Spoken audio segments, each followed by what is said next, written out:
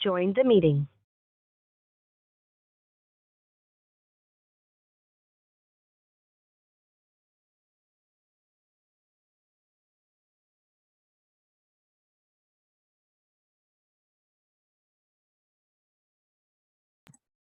All right, hi everyone. Good afternoon now, and thank you all on behalf of Twin Cities Diversity Practice and the Emerging Join the meeting for joining us for today's session. I'd like to extend a special thank you to our esteemed panelists for both their time and insights as they prepared for today's panel and the information they're going to share with you. It's my pleasure to introduce you to today's moderator, Jeremiah Allison. In addition to his full-time role as legal counsel at Medtronic in the Mergers and Acquisitions Group, Jeremiah serves as the co-chair of the TCDIP Practice ELG Group. Jeremiah is a Mitchell and Hamlin grad, a transplant from California. It's actually his thought-provoking questions surrounding financial literacy and acumen that help in planning today's session. So, for starting that conversation. One correspondence was actually limited to Frederickson for a bit as a reverse seconded attorney in the summer of 2022. While we were ships passing in the night as I was seconded elsewhere, and Jeremiah was able to spend some time at Frederickson at 13.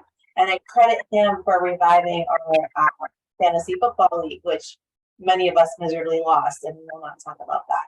So with that, thank you, Jeremiah, for being today's moderator, and I will punt the ball to you.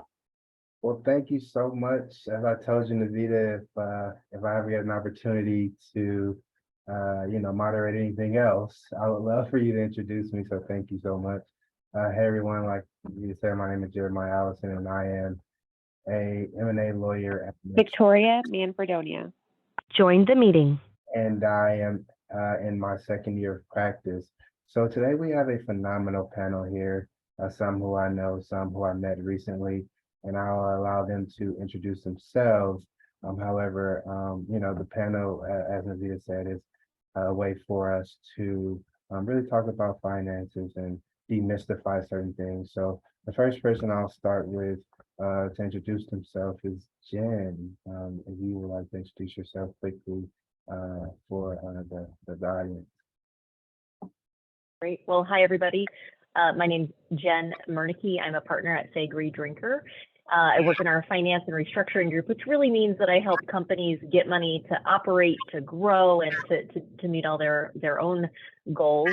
So it's kind of exciting to talk about this from a personal perspective for once, rather than from a company or a business perspective. So I'm excited to share today. To kick things off, really one of the first goals I had when I started out in my career about 15 years ago was to pay off a lot of debt. I had more than $100,000 by the time I calculated my parents' debt for my education that I knew I would have to shoulder to pay rather than let them pay it. That was goal number one for me, is get rid of educational debt. That was a big roadblock for me growing my assets otherwise. So with that, I'll kick it over to Kylie. Good morning, everybody. Kylie Demery, Demery Wealth Advisors. I'm an independent financial advisor. I've been in the industry since 2001. I've been independent since 2017. And essentially what I do is I help my clients build, manage, preserve, transition wealth throughout their lifetime, beginning with the big picture in mind. So oftentimes the conversation is about, what does retirement really look like for you? What age do you want to retire? What are some of the things that you're doing today that you want to continue to do in the retirement years? So quality of life is going to be a huge part of that discussion. And I work with individuals and families as well as small business owners. And I will say that the majority of my clients are small business owners. So these are essentially people that really want to attract and retain talent. So essentially what I do is help them implement resources that will help them attract talent, retain talent with, say, qualified retirement plans, deferred compensation, things of that nature. In terms of goals, I being in this business, I've been in the business for a while. I really enjoy it, but my ultimate goal was to be independent, to run a business, because I believe in this particular independent space, I can do a lot more deeper level planning with clients and have more solid relationships versus being with a major wirehouse and I have 200 or 250 accounts, the majority of the people that I don't really have a relationship with. And that's not what I really envision. So my vision in terms of goals was really having a smaller group of clients that I can do a lot of detailed planning with to build solid relationships with. With that, I will pass it over to Erin. Great, thanks, Kylie. My name's Erin Bryan. I'm a partner at Dorsey and Whitney in Minneapolis.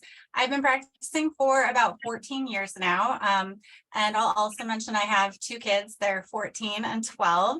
So that's been a big part of my financial journey. I practice in our finance and restructuring group, and I'm really a financial services generalist. I do everything from bank regulations and consumer financial services products to bankruptcy and commercial loan restructuring. And I will turn it over to Roya. Hello, I'm Roya Multaji. I'm a certified financial planner. My practice is called Roya LLC. And I've been in the business for 20 years. And my Victoria Manfredonia. Join the meeting. my passion for Join this the meeting. is really to help people reduce the stress that they feel around money and money decisions, help them kind of take away that vulnerability and sometimes shame that they're feeling around money, and help them feel more confident and more organized. And then also allow them to spend more time and energy on things that they enjoy in life, and then also giving back to community.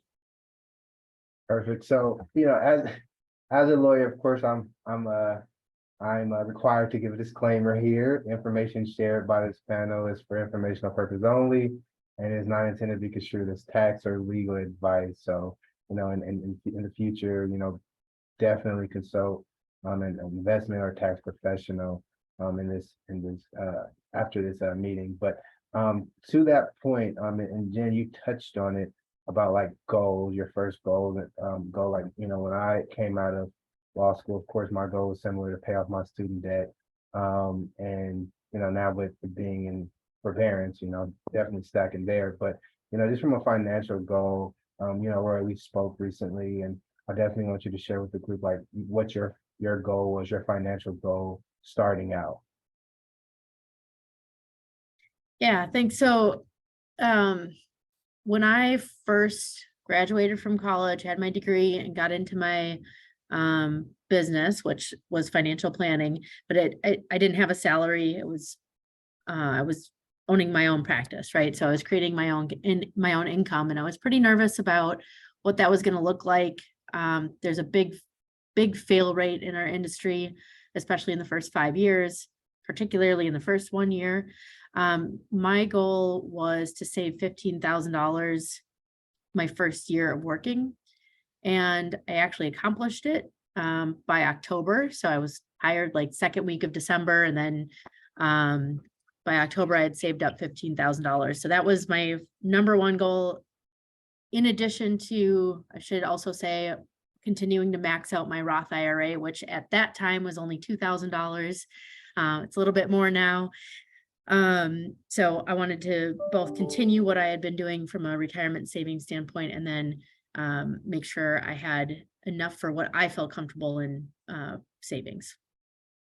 And Erin, like your first financial goal, going into big law, what was your first financial goal coming out of law school, or prior to? Sure. So my first job out of law school was clerking for a bankruptcy judge, and I started my clerkship when my oldest was 7 weeks old. I had no money in savings, absolutely nothing. So my initial goals were really just stretching out my paycheck and making sure that I was able to take care of emergency expenses. Obviously that's changed over the years. My goals have evolved, and now it's a lot more forward looking, but at least initially, I'm starting from that position of I've got student loan debt, I have no savings, and I have a really expensive new change in my life happening. And lastly, Kylie, your first goal when you started your voyage. Yeah, thank you, Jeremiah. So I would say, in the very beginning, it was being in the business, as Roy had mentioned, the fail rate's pretty high. The revolving door swings pretty fast. So that tells you that you really have to be pretty focused in this particular business. And so at the very beginning, I wanted to be comfortable. But as time went on, I really thought about independence. And the reason that is because, of course, I wanted financial freedom. Having 3 kids, 2 older kids, which are now 26 and 24, but my youngest is 7. And so we spend a lot of time with her. And so for me, financial freedom is just being able to really control my own schedule and not really have to work a tremendous amount and still have the quality of life that we really want to lead. Now, when it comes to goals, in terms of retirement goals, I don't necessarily have them because I see myself being in this business for quite a long time. And so what retirement may mean to me, and it means different things for different people, is that I can scale back, but still work in this business. But I like the financial freedom. I want to be able to travel or do things with my family, spend more time with my family whenever we kind of decide to do something. And so I think that's one of the biggest things that I really look at in terms of goals is just the financial freedom, and certainly being able to take, say, 30 to 60 days to go to Mexico every single year. That would be ideal. So. Got it. So I'm actually going to kind of go off script. My first time going off script. Please do not be mad, Liz, at me for this. But I want to kind of bounce to the third question here, and it's tailored to financial tools, like financial tools you use to like you consider when financial planning. What are those tools that you use, and who do you seek out to assist you? As I asked recently, like who financially advised the financial planner or the financial advisor? So like, this is a question for all the panel, for the entire panel, like what tools do you use, and like what guidelines or checklists do you use when saying, okay, I want to work with you, or I want you to manage my finances? And I'll start with Jen actually on this one. So back to the beginning. Thanks, Jeremiah. I'm surprised we made it 13 minutes before we're off order. Well, I think this is a very personal question because everyone comes to financial management and your own circumstances with a lot of things from your personal life, right? You might have a lot of debt and not really know what that debt means. You may have a degree in business, right? That gave you a lot of things to work with. I didn't really have that background. And so when I started at Faegre, so like Aaron, a large law firm, a surprisingly huge paycheck that I never, ever imagined I could get, going from working on a paint line, right, to working at a law firm is very different. I started first with just educating myself. And I know that's something we'll talk about kind of throughout our time today. But I started reading, at the time, there were less blogs and more books, but basic books about financial management. There are a lot of classics out there, and I'll name a few. Sorry if you guys know them all. Vicki Robin is a well-known, financial kind of behemoth out there. So she's got a book called Your Money or Your Life, which helped me personally think about what are my goals? What do I want to get out of my life, and how can money as a tool help me get there? In recent years, and what I recommend to all my mentees is the book called Designing Your Life, because that book helps think through what are your values, whether it's a work value or just a personal general life value, and helps you focus on those things that are really important to you and the things that you can and cannot compromise on, whether it's in your job or otherwise. And so starting with a big baseline and thinking bigger, which is overwhelming at first, Join the especially if you're meeting. dealing with a lot of debt, or you don't have a lot of background or family who's been managing investments and educating you as a child. Having that baseline helped me think about really what I wanted to set for next level goals, right? It's easy when you make a lot of money. And for me, I didn't have kids, lived in a basement apartment, and really all I did was not eat out, go to work, took the bus, and all my extra cash I put to debt. That was it. That was my first plan, right? Which isn't much of a plan other than clear the decks, to make another plan later. But that evolved. And as I was reading these books, I also started to have more of a plan, which is continuing today, which is to avoid lifestyle creep, which is also called the hedonic treadmill. So I read a lot of blogs and I hang out with a lot of people. So I also surround myself with similarly minded people and read things that help reiterate to me what I want to get out of life, and how to make that happen without buying the brand new BMW, right, that my colleague might have, or the big house on Lake Minnetonka, which many of our people that we work with have. And where do I find those boundaries? So anyway, a lot of self-education. I read a lot of books. I now read a lot of blogs. I recommend to everybody Popcorn Finance. If you don't listen to Chris Browning, he is an awesome podcaster with everything from 5 to 15-minute segments on index funds and the stock market. What is a bear market? What does it mean to have a 401k? Those kinds of questions. I listened to him today, and other similar blogs that I can list off later. But really, my resources are all the things that are out there, in the books and on the web, and then using the knowledge of my spouse to craft our own personal plan to grow our passive income. That's tons of reading. All right. Got it. Kylie, what about you? What tools do you use? And how do you go about considering who you work with when it comes to financial planning? I'm sorry, Jeremiah, I didn't hear the last part of that question. And how do you go about deciding or tools or seeking out people that you work with when it comes to financial planning? Yeah, well, really quick to dovetail off what Jen said, I did a lot of books out there. Another book or resource that I would recommend is Investopedia. And a lot of really good resources there, anything from retirement to general investing to estate planning, taxes, education, budgeting and savings. It's a wealth of information. And one book that is really powerful for a lot of young people out there, it's called The Power of Zero. Really good book about tax efficiency. So to answer your question, Jeremiah, how I go about determining who I work with in terms of financial planning, a couple of different things. I do sit down with other financial advisors on a regular basis.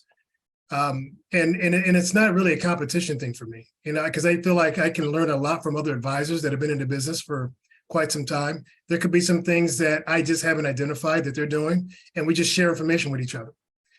And so for me, it's more about competition with myself. How can I improve myself on a regular basis? So it's getting information, having conversations with other advisors, reading different books.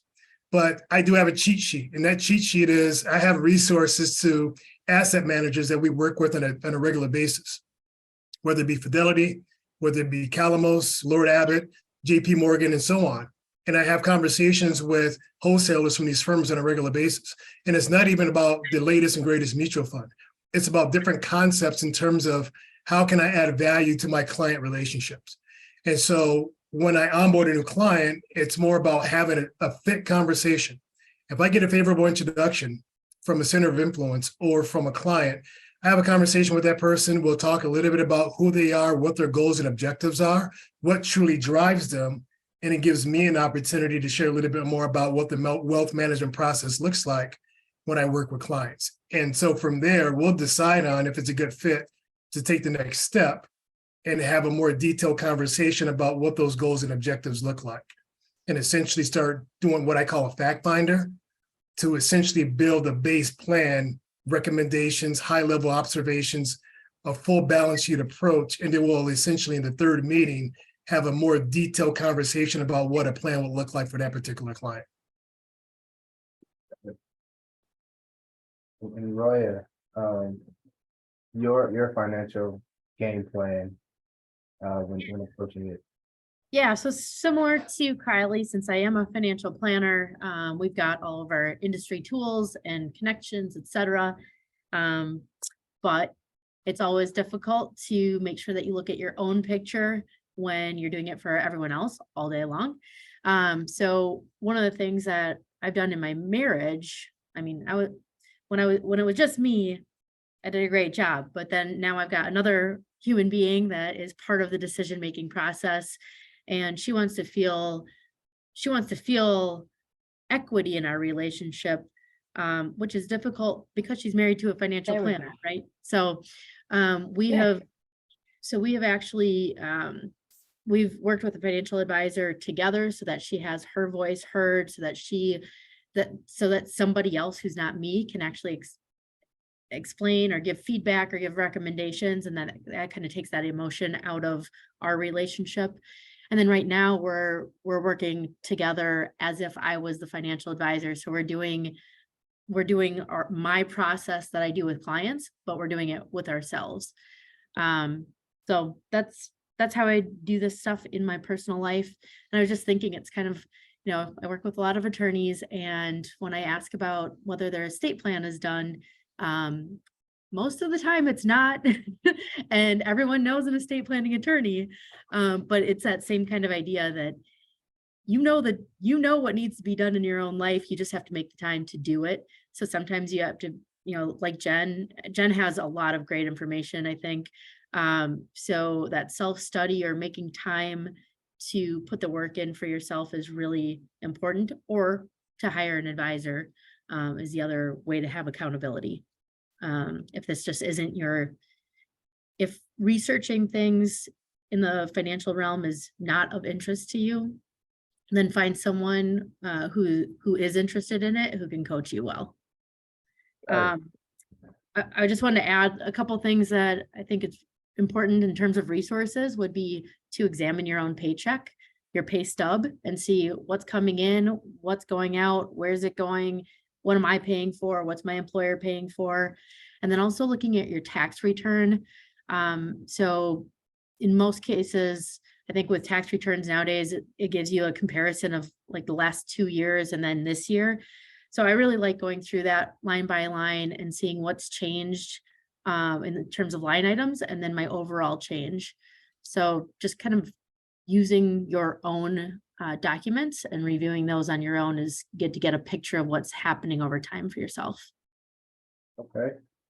And Aaron mentioned something that kind of stuck out to me, and I want to kind of discuss like changes in goals. You said when you started off, you had you're a 7-week old child, and your goal setting was, dependent, like surrounded by that.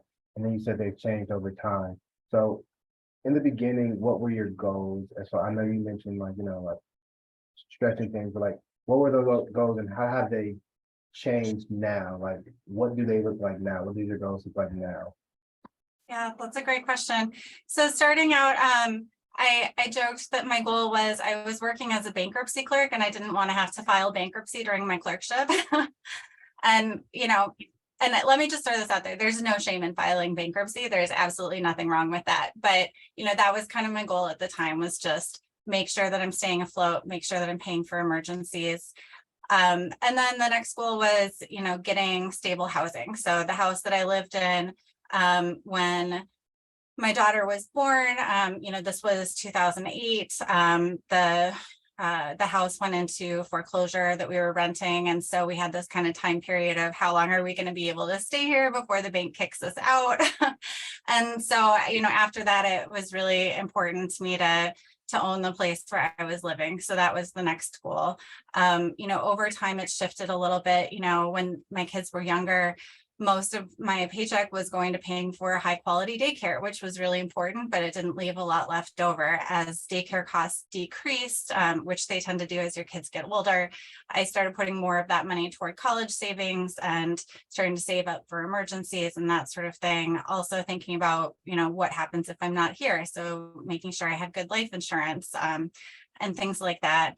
And, now as an income partner, I'm starting to think toward the future of, in a transition toward equity partnership, how do I make sure that I can make that transition successfully and be prepared for that? So a couple of things that have helped me along the way. Roya is my financial advisor, and Roya is fantastic. She's the second advisor I'd worked with, and the first one was great too. But for whatever reason, I just didn't feel like I could really open up to him. I, held back a lot of information, and it just didn't feel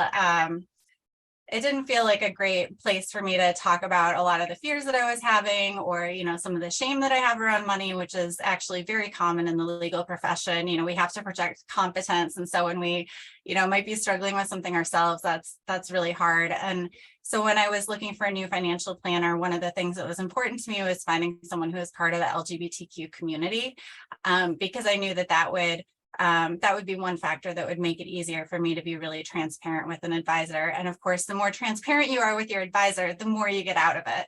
So that was really helpful. And Roy has helped me set a lot of goals and also provided really invaluable advice when I've been trying to make decisions about, managing debt or, maintaining insurance policies or other things. And so I really wish that I had found an advisor sooner who I clicked with like that, because the amount of money that I pay for advising services is easily met by the amount of savings that I've had from getting solid advice. And so that is something that I tell people to think about, is that it feels like a big expense to invest in a financial planner, but if you find someone who knows what they're doing and who you trust and you can be open with, it really is worth every penny. And then the other transition recently was in making partner. I'd always done my own taxes, but it gets incredibly complicated with partnership. It is, I know some people who are CPAs or married to CPAs who still do their own taxes, even as a partner. But I think for the rest of us mortals, it's really important to have an expert who knows what they're doing. So that has been super helpful to add an accountant to my team as well. And I would recommend that for anyone if they're having a hard time looking at their taxes, but especially in that run up to partnership, to make sure that you're prepared and you understand what the changes are going to be and how to stay on top of that. Okay, so I'll stop using TurboTax. All right. So the next question is different type of accounts and like people may consider. The difference between them. I know, Roy, you mentioned like back in the day, it was $2,000 for the IRA, Roth IRA. Well, it's the same for an IRA. Yes. Yeah, got you. I'm learning all this stuff too. Yeah. So, like if the panel can discuss, the different type of accounts that's out there, and then like the difference between them, that'd be great. Yeah, so Kylie and I can talk about this. I think there's going to be a list, like a glossary of terms that'll be sent out to you after this. I would just tee this up by saying that there's really a focus on short-term types of accounts, midterm types of accounts, and retirement accounts. So retirement accounts, generally speaking, you can access them or not without penalty prior to age 59 and a half. That's what kind of determines that. And then how much risk you want to take is going to determine the difference between your short-term accounts and your midterm accounts. But Kylie, do you want to talk about some of those names of accounts? Yeah, I would say that, and you bring up a really good point, Roy, about short-term, midterm, long-term, because those accounts are going to be contingent upon whatever the objective is. So as Roy alluded to, if it's retirement, then you automatically gravitate towards long-term. And the conversation that I like to frame with clients or prospective clients is that, well, let's kind of build it in layers, because you certainly want to have your short-term accounts for the unexpected 3 to 6 months of after-tax income set aside, and a liquid account that you can access with no penalties. And then your midterm account can essentially be an extension of that.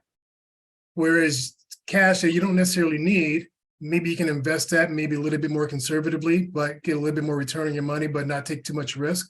But it's there if you need it. It can be used as an opportunity account if you're looking for a fund a major purchase, buy a house, start a business. The intermediate account is going to be there, and it's, say, a retail brokerage account. So there's no penalties to access that cash. And then we're talking long-term. So we're talking about your 401k plans. For those that may work in the nonprofit world, 403Bs, Roth IRAs, traditional IRAs, things of that nature. So those are the accounts that you can certainly fund on a pre-tax basis in a lot of cases to reduce your tax liability, and also access the cash in the retirement years. And so there's going to be some tax implications depending on which type of an account, but that's essentially, I would say that the format is that your retirement accounts are typically going to be long-term, have an intermediate account, which could be a retail brokerage, and your short-term savings. And again, I would say any pool of cash, there should certainly be an objective and goal behind that pool of cash. And as Roya mentioned too, you certainly want to tie in your temperament for risk. So certainly do a risk assessment and identify whether you want to take some risk with that or not.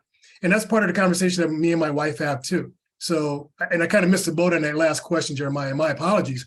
But, part of our process too in the household is we set our appointments with ourselves like we're clients. So we'll set it once a quarter on a Monday or Friday, but have these conversations within our plan, our goals, objectives, look at our accounts, the performance, but again, identify what these pool of assets are going to be used for.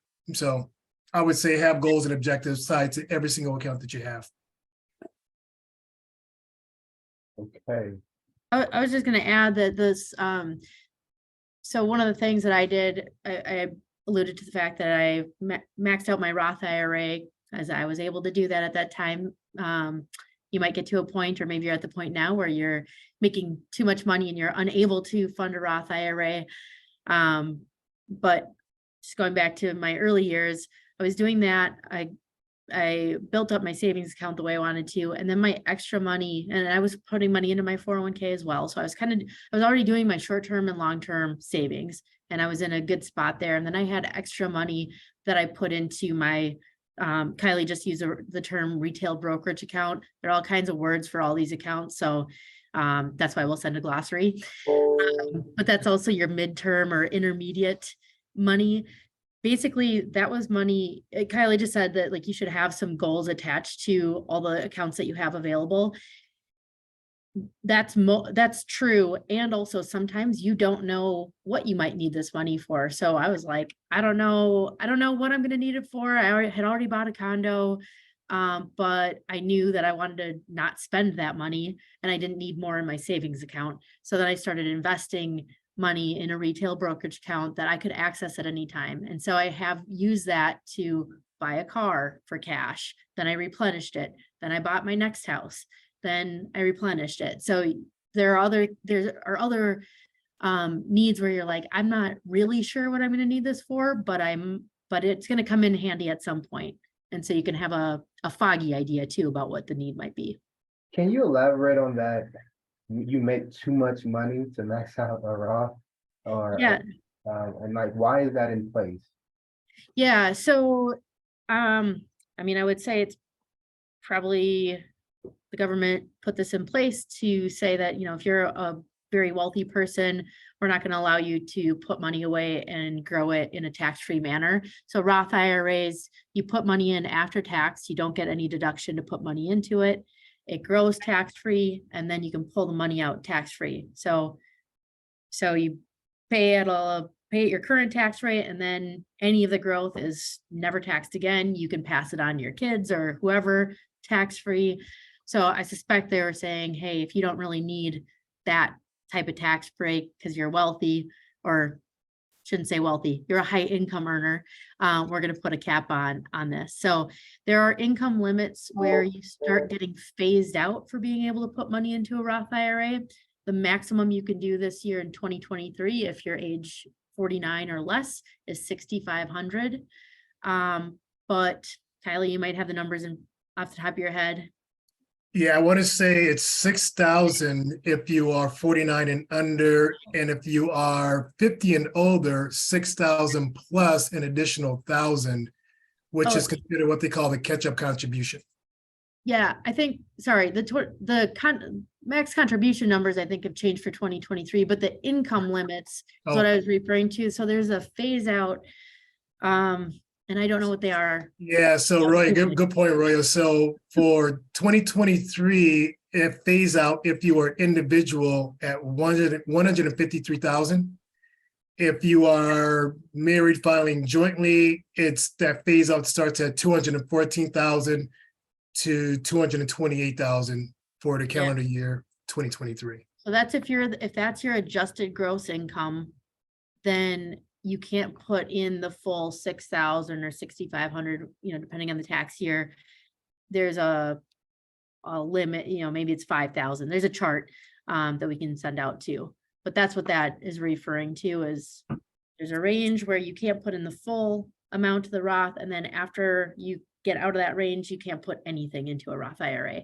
You can, however, put money into a Roth 401k or a Roth 401k through your employer plan, no matter how much money you make. Right. Yeah, and you know, and the dovetail on that too, that somebody mentioned a team approach. I can't remember who said that, who mentioned that, but I think it's imperative to have a team. So you work with your financial professional to come up with the appropriate strategy, investment strategy, account type, review that particular plan ongoing, but having a team of professionals around you is going to be really important, because Roy and I, we have clients that we may have conversations with their CPAs, you know, this time of the year for tax planning purposes. Certainly is, you know, with estate planning attorneys too. So in some cases, it may be a joint effort to make sure that we have we're funding the right accounts, the appropriate amounts, things of that nature. Can I add something in here too? We've kind of talked about accounts, but we haven't really talked, especially when you're really young, about just knowing where your money is going and where it needs to go. And maybe that might be something too, Erin, that you can chime in here too. So one thing that I still do today, and I started when I was really junior, is create a budget. And for me, I'm not so great at adhering to a budget. My husband's much better. So there tended to be these line items, like we expect this much on utilities and gas and car for the year. And then there was a generic budget for Jen, because I didn't, you know, whatever, right? I wanted 5,000 that I didn't have to worry about fitting into a line item or whatever the number was. And we still do that today. And we use our budget to help for our long-term and short-term planning. So we can see, here's where our money's been going. You know, here's how our income has changed over time. And what Roya and Kylie have both mentioned, which are various accounts, really goes to the heart then of you know, where are you putting your assets? Once you actually have assets, right? And you're more positive than negative in your overall personal balance sheet. But I mean, you have more income and assets than you have debt. So we track it regularly, and my husband and I look at it every month and track how we're doing for specific buckets. So to put some names onto what Roya and Kylie both mentioned, we have a bucket that is family support, right? So we have targeted a number. So if my grandma calls me and she needs her heater replaced, I have a bucket that I pull from that I have funded for that specific purpose. I have an additional bucket for, you know, unexpected healthcare, because I go high deductible because I don't want to pay those premiums that have been relatively healthy. So I'm rolling the dice, but I'm keeping a little bit of cash that we're investing in an index fund or some of our other assets for that purpose. So we know where our cash is going. And over time, then we're reassessing what's our asset mix. How much are we then investing in an account that we can quickly move it and it's very liquid, whether it's cash or, you know, stocks that we can cash out, taking a market risk or an index fund or something. And where are we putting in other assets that are generating income of a different type for us? And then we're reassessing what that mix is on a regular basis. And I think Raya and Kylie are really right that there's a lot of complexity here. But as the one person on the panel who doesn't use an advisor, I have taught myself a lot. And as great as advisors are, and as much as you can learn from them, I would say, don't forget, no one cares about your money as much as you do, right? The advice you get will be colored by your advisor, and frankly, they will have some great ideas that maybe you could never find online, or it's a new, you know, something happening in the tax code that you weren't aware of. Those are great resources to tap if you feel like you want to do that. But do really educate yourself, so you know, okay, I have this option at my employer. I have a 401k. I have a 401k match. What does that mean? How can I take advantage of that? When limits change, do a little reading so you know, should I up my contribution? Do I have the financial capacity to do that? Because I need to pay, you know, these other things over here, whether it's childcare or student loans. So I just encourage everybody, just if you're really starting out, map out just roughly. You can take your credit card bills. There are great ways to export your spending into Excel spreadsheets, and they automatically categorize them for you. You can do that with your bank statements and other things to show where your expenditures are, and then use that to align with what your goals are and see where's, you know, what's the gap, right? And how much education do you need, and what resources do you personally want to tap to get you to your longer term goals too. Yeah, if I can jump off of that, that was all fantastic. One of the things that I started doing on my own, and a lot of financial planners have access to great software that's kind of like, Mint on steroids that can help you communicate with your advisor and keep track of this stuff. But for me, I started using just a good old-fashioned Excel spreadsheet a long time ago to do two things. One is I have one tab that just has a list, and I update it once a month, of all my debts and all my assets, and I can look at it and I can see how it's growing, and it just makes me feel better. And then the other thing that I have is I keep another tab that's an 18-month cash flow. And so what I do is I map out, what are the expenses I'm anticipating, what are the different sources of income, and then, I clean it up every month by putting in my actual account balance to start over in case I missed a couple of small transactions. But that has been, I started it a long time ago, but it's actually been the most helpful to me since making partner, because one of the things I did not anticipate with making partner, and I think this catches a lot of people off guard, is how it affects your cash flow month to month.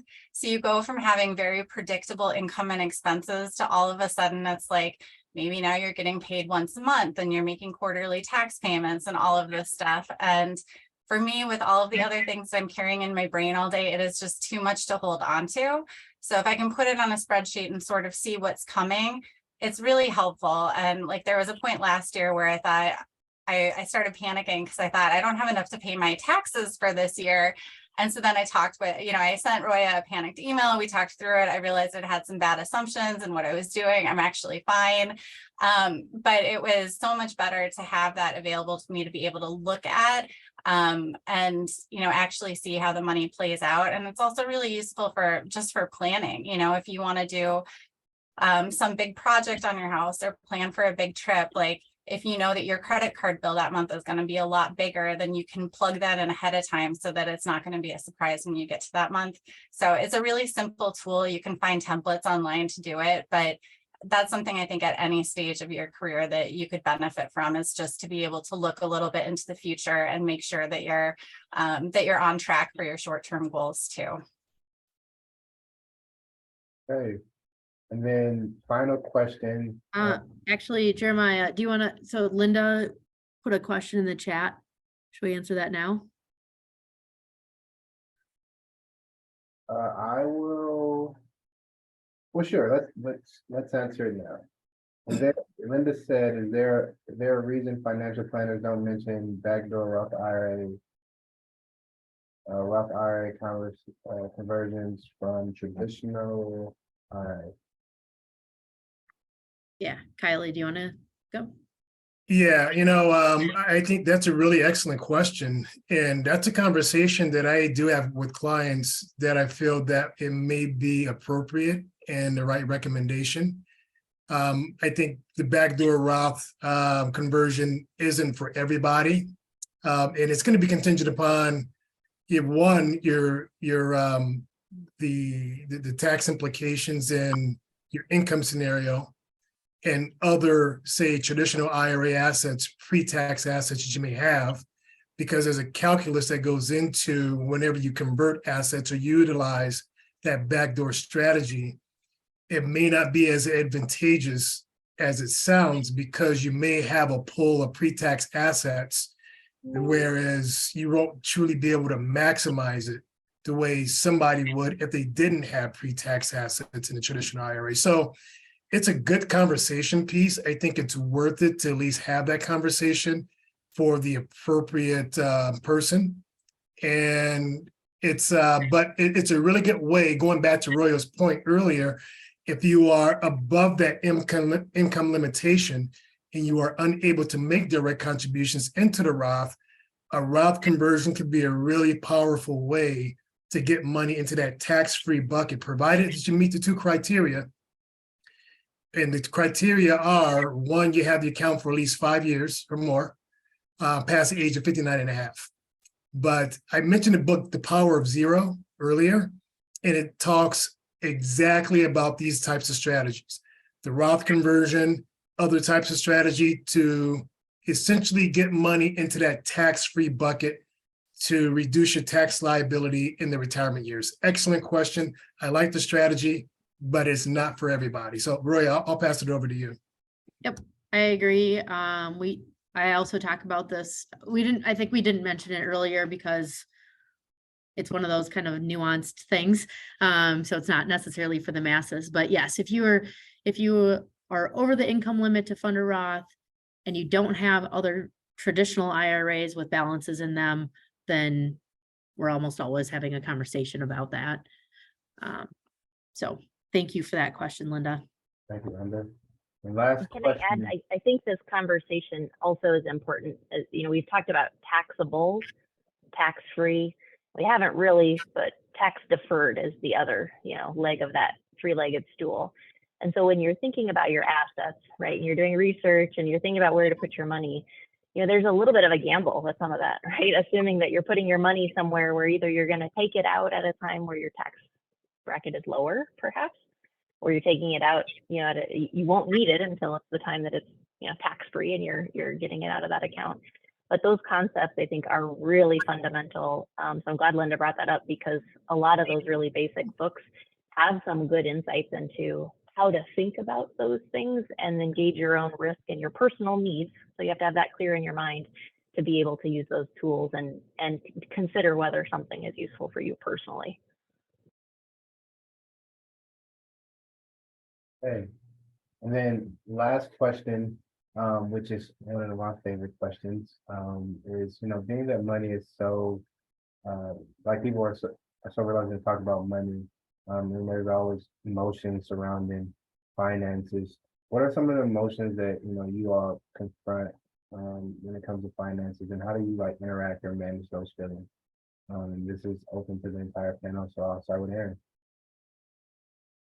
Great. I've talked a little bit about my emotional journey with money, but I think especially for the newer lawyers on this panel, I try to tell people this when it comes up in conversation is, a lot of times you may be making more money as a lawyer than anyone in your family has. And so I think there's kind of this initial feeling of, I'm never going to struggle again. Everything's going to be fine now. And, life being life, it's not just the hedonic treadmill, but it's, maybe you have kids now, all of a sudden you've got a lot of expenses that you couldn't have ever imagined would come up, or, you want to move into a different role that's going to have a different salary, or more of your comp is going to be in the form of stock options, which aren't going to immediately benefit you. There's a lot of things that can happen that I think catch people by surprise. And when those surprises happen, I have found that, and I've experienced this too, but I've heard from a lot of friends in the legal profession too, that there's a lot of shame that comes up around that, a feeling of, I'm making all this money. Why is it still hard? Why am I still struggling to figure this out? And so I think that's a very human thing to experience. And I would just encourage people, find your network, find people within your legal employer who you feel are safe to talk to about this. If someone you think they're making a similar income to you and they seem to be juggling it well, initiate a conversation with them, see how they're doing it.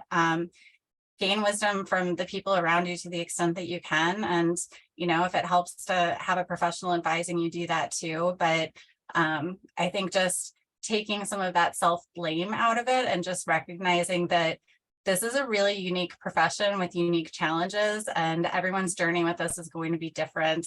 And to not be too hard on yourself about it if you are running into struggles and you're not really sure how to navigate it. So that's what's been helpful for me, is just to remind myself over and over again that I don't have to have it all figured out. And, if I run into a challenge that I hadn't anticipated, there's always a way through it. There's always a way to figure it out. But a lot of times just getting over that initial anxiety and fear and shame is the biggest obstacle.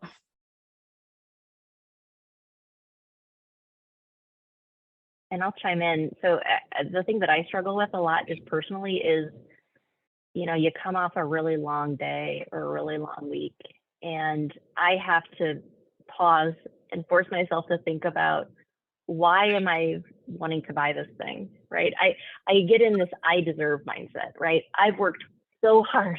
I make so much money. How can I not just go ahead and buy this thing that it seems like everyone else has? And, it's a status symbol. It's the newest bag. Why don't I have a Birch Brothers suit? So I really have had to confront my own personal impulses and my irrationality with money, because money is a very personal thing, right? This is why it's so rare for us to have conversations like this. And also why, as part of this conversation, none of us are throwing out dollars, right? Because we're still uptight about it. But I really struggle with that. And as a result, what I've done, and what I mentioned earlier with my husband and I's budget, I just give myself a bit of grace. And we have a line item that's just kind of I don't have to say that it fits within a certain bucket. I don't have to tie it out to whatever. This is just something that if I want to buy, we've set aside money for things. And it's a pretty low dollar amount because, I frankly don't need to go out and buy a new car every time I've had a hard week at work. But I've had to confront that personal impulse and slow myself down. And it's really great, I think, frankly, for myself to have gone through the exercise of reading some of these books we've talked about and writing down, what are my values, right? Why am I doing this? Why am I working so hard? Why did I want to make partner? Why am I still a partner, right? What do I want to get out of all these stages in my life? And what does money mean at each of those stages? So now I have the very great blessing of saying, now money for me is a tool. I want my money to work for me, not the reverse. And I'm still a wage slave, right? Just like many of us, but that's my mindset. So I use that then to decide, am I buying something that's gonna give me something in return? I've mentioned passive income. I'm very interested in finding assets that are gonna give me something in the long term and give me more of that financial freedom so that I can make decisions that are not tied to a paycheck, but instead tied to my values at the end of the day. I see you jumped off from mute as well, and I definitely know you're in a position on it. Jumped off from mute prior to your answer.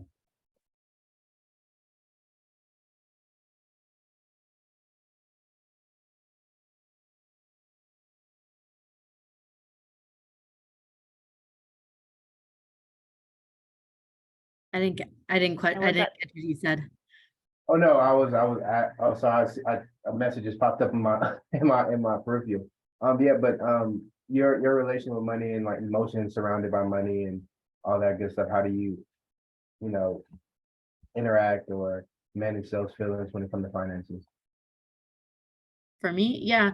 I think vulnerability and shame are very common in my clients. I also remember the first time I went to a CPA, even though I was a financial advisor and I know a lot about my own money situation. I know a lot about money in general and decisions to make.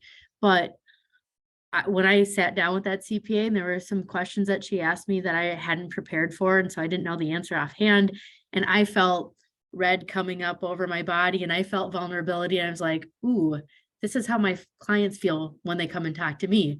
So because I had that experience, I think about that during every first conversation that someone has, and I don't know that it gets easier.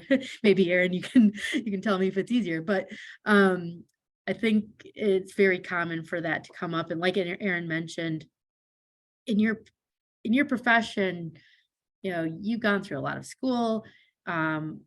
Your profession is held in high regard in society. And so similar to a doctor, it doesn't mean that you're good at personal financial management. So it can feel a little not great if that's you. If you're on top of everything in life and you're a rock star at work and you're a rock star with your money, then great, you get 52 gold stars. But that's not most people. So dealing with that emotion is important to just say, hey, this isn't like what I'm passionate about, and that's okay. There are also feelings of inadequacy, I think, that can come up. So if you look around at the people who are buying the Mercedes, the BMWs, who are your colleagues, maybe they're 2-3 years ahead of you, or maybe they're 10 years ahead of you, or maybe you're comparing yourself to a partner who's been around for a long time. Just remember, like Jen was saying, that it's really all about your values, what's important to you, and how are you using money as a tool, because that is literally all it is. However, our culture puts all kinds of other status around it, importance around it, and meaning around money. But it is purely a tool to get the things that your basic needs met, and then also the things that you want, that are your personal decisions. Go ahead, Kylie. Yeah, I think you ladies have laid it out really good. It's I think in some cases that, for me personally, I think there's always something to learn about money. I think it's a situation where we all can learn something, regardless of the amount of experience that you have managing money or dealing with money or not. I think we can all always learn something. But I think it also comes down to your experience. And I think being a little bit uncomfortable is a good thing for me personally, because I think there's got to be some drivers. And for some people, if you're in a financial pinch, that can certainly be a driver to say, I got to do better for myself financially. I need to educate myself more about certain situations. Get yourself into a position where you're certainly financially sufficient, and then you're thriving. And we all go through those stages through life. Early on, we just want to survive. As we get older, maybe into our 30s, going into our 40s, we really start building towards something. If we have a family, we start a business. And then as we get older, then it's legacy. Then it's succession. But I think at some point for me, if I ever got comfortable, I wouldn't be comfortable with being comfortable. I want to be uncomfortable. That means for me, I'm always going to be learning something. And going back to the values, I think doing a personal assessment periodically, I think it's a really, really healthy habit. I would say quarterly. Some people may do it once a year, whatever you're comfortable with. If it's effective, continue to do it. But I think that there's always something you can do to figure out how you can improve yourself from a financial perspective. And so it could be a combination of just self-study or really relying on your team that you put around you. But I think there's always going to be a learning moment at some point as we go through this financial journey. So I think everybody brought up a lot of really good points, but I would just say, understand what you have and what it can do for you. Jim mentioned that, you want to be in a place where you want your money working for you. Maybe it's a function of looking at your budget, identifying, what you need to eliminate, increase your surplus, eliminate credit card debt, things of that nature. And if you eliminate your credit card debt, you're essentially giving yourself a pay raise. Or you're increasing your cash flow. But I think those are some of the really important things to think about. And I definitely want to be respectful of time, but if there's like maybe one or two questions that you want to ask the panel, that would be amazing. You can either drop it in the chat or you can come off of mute, and hopefully we can get those questions answered. But thank you all so much for this amazing panel discussion. So if there's any questions, please raise your hand or come off mute, or you choose to do so. I think one question real quick that I think we didn't quite get to is just the different types of financial advisors. Roya and Kylie, if you wanted to just real quick touch on that. Yeah, I can start out. In some cases, you're going to hear different terms: financial planner, financial advisor, wealth advisors. And I think a lot of it's going to be contingent upon one, licensing, what you're able to do and can't do in terms of from a management perspective. But also, I think a lot of it's also going to be contingent upon the level of service that you're providing your clients too. So for planners, advisors, or for CFPs, they may do more deeper level planning for clients. Anything from not only just investment management, but also more of a goals-based planning model where you're talking about these different financial goals, create the strategy, implement the strategy, track the progress along the way, and operate in what they call a fiduciary standard, which means that you're making recommendations that's going to be in the client's best interest, versus maybe an investment advisor that may just give you some advice about different types of securities and how to invest your money. I'll pass it over to Roya. Thank you. Yes, I think there will also be an article that's sent out afterwards. I put it up here. It's called "What Kind of Financial Advisor Do You Need?" So in addition to the licensing and credentials and what an advisor can do, when I have my initial conversations with potential clients, I also talk about the compensation model that an advisor has. So just really quickly, the most common is, I call it transactional planning, which also you might hear commission-based. So that person might give you all kinds of advice about what you need to be doing differently or the same, but they don't get paid anything unless you buy something from them. And in the world of money, we're trying to grow it, use it, or protect it. So it's kind of falls into an investment or an insurance type of product that you can buy. Then there's a fee-only financial planner. So you're paying them to give you strategy, to give you advice, an analysis. And then there's a fee-based financial planner. And I'm going really quickly through this, but fee-based financial planner is really a hybrid of the two, where you're paying them to give the analysis, advice, and recommendations, and they can sell you stuff as well, or you can buy stuff from them that gets implemented in your plan and helps you achieve your goals. So compensation model is important, licensing is important, titles kind of aren't important because they don't necessarily tell you much. And then credentials are like, really also not that important. We all have degrees, right? Doesn't mean that you're good at your job. So it does give you some information, but it doesn't mean necessarily that that person is great. And vice versa, if they've got no certifications, it doesn't mean that they're awful. I would take everything that Roya just said, if you can, write those down. So if you ever have a conversation with a financial planner or financial professional, those are some really good questions to ask in terms of how they build their model and how they work with their clients. Really good rundown, Roya. Thanks. Okay, so with no questions in the chat and seeing no hands raised, I want to thank you all for coming and sharing your insight. And until next time.